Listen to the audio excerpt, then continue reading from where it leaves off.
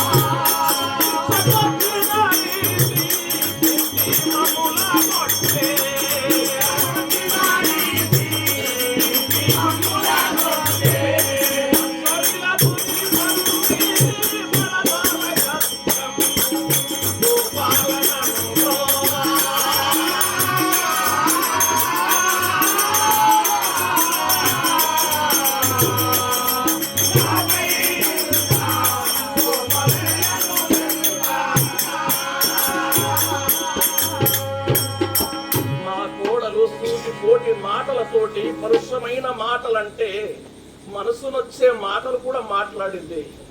అది తిట్టినా కూడా నా బిడ్డతో సమానం అనుకున్నాను, అది చీపురు గడ్డతో కొట్టినా కూడా బిడ్డతోటి సమానం అనుకున్నాము. కానీ ఈ చేతగాని వయసులో ఇన్ని పనులు చేయాలంటే బాధగా ఉంది. అదే కాకుండా ఇప్పుడు ఈ పని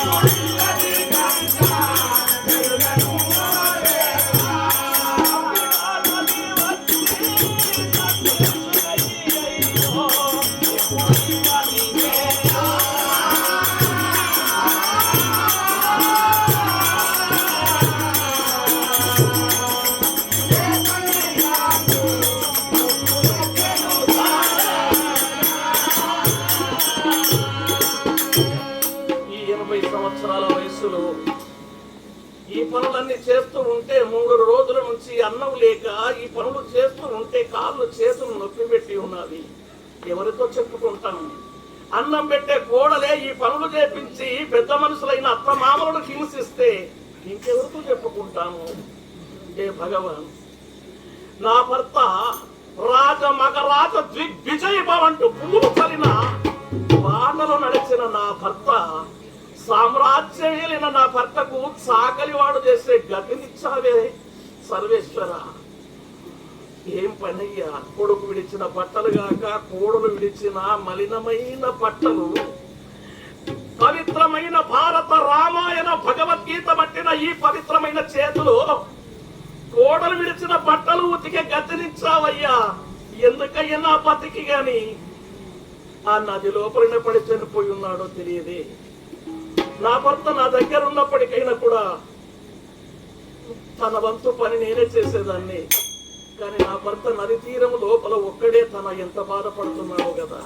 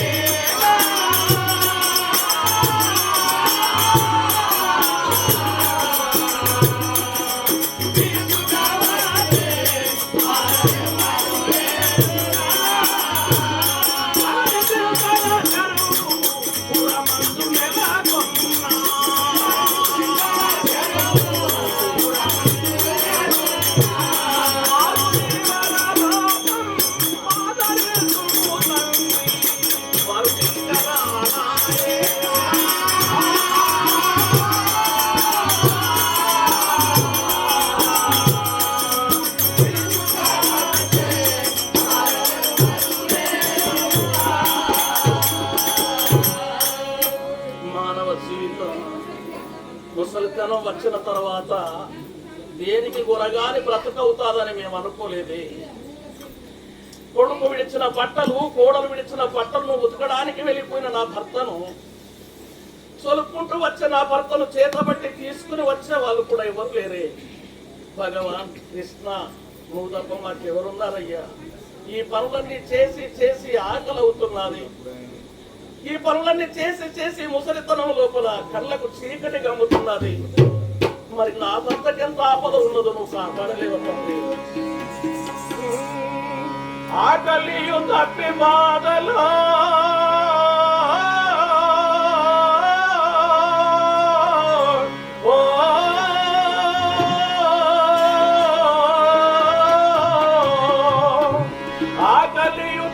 బాధలు అధికమయ్యే, కాళ్ళు చేతులు నొక్కెత్తి గణముగా ఇటి వృద్ధత్వమున కష్టమెట్టులోతూ కరుణ చూడు మినల్లింకా కంసమదనా.